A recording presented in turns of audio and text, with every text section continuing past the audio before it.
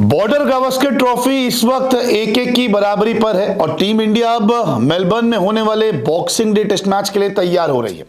लगातार मेलबर्न में team India practice कर रही है, नेट सेशन होते हैं और फील्डिंग सेशन भी देखे जाते हैं।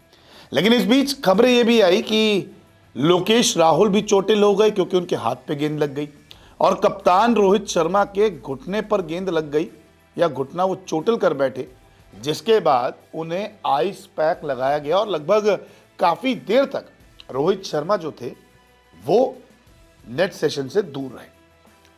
और तस्वीरें जो आपके सामने हैं उसमें आप देख सकते हैं किस तरीके से रोहित शर्मा के घुटने पर आइस पैक रखा हुआ है और वो जो है फिजियो के साथ है और खुद अपनी इंजरी से रिकवर हो रहे हैं। और अगर ऐसे में रोहित शर्मा और केएल राहुल नहीं खेलते मेलबर्न टेस्ट, तो फिर playing 11 Boxing Day test match की क्या होगी।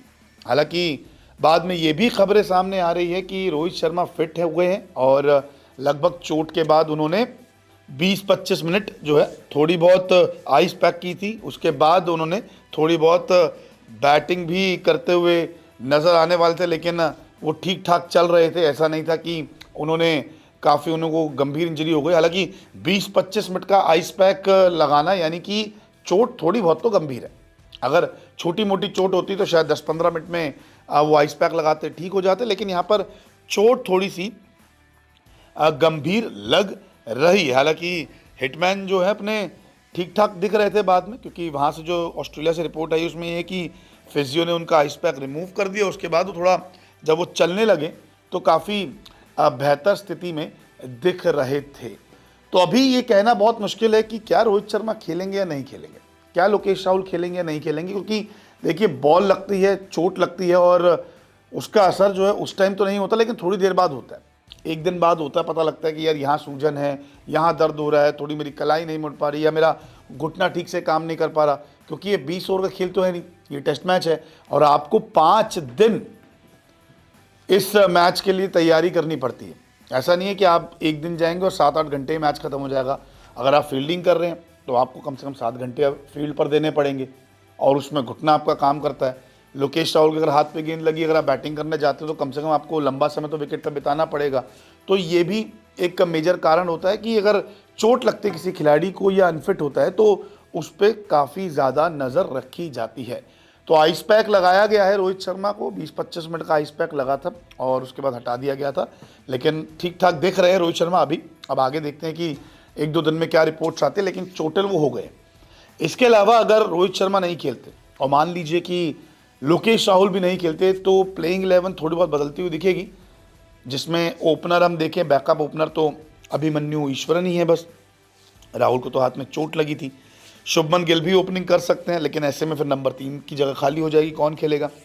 रोहित को घुटने में गेंद से चोट आई है, तो रोहित अगर नंबर 6 नहीं खेलते तो फिर कौन खेलेगा। क्या सरफराज को खिलाएंगे, ध्रुव जुरैल खेलेंगे या कॉम्बिनेशन पूरा बदल जाएगा।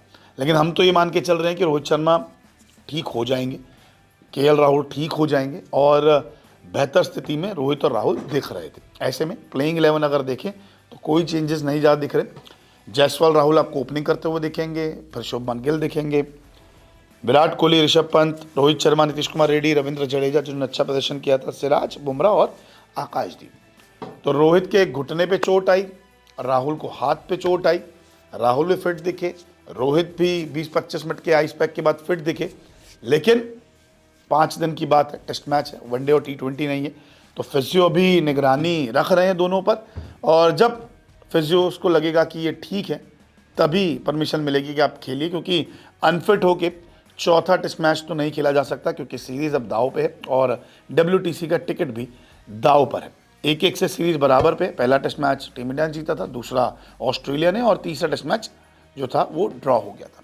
उम्मीद करते हैं कि रोहित शर्मा और केएल राहुल दोनों ही चौथे टेस्ट मैच में खेले। लेकिन अगर ये दोनों नहीं खेलते तो आपको क्या लगता है कि कौन से खिलाड़ी इनको रिप्लेस कर सकते हैं? कमेंट करके उनका नाम ज़रूर बताएं।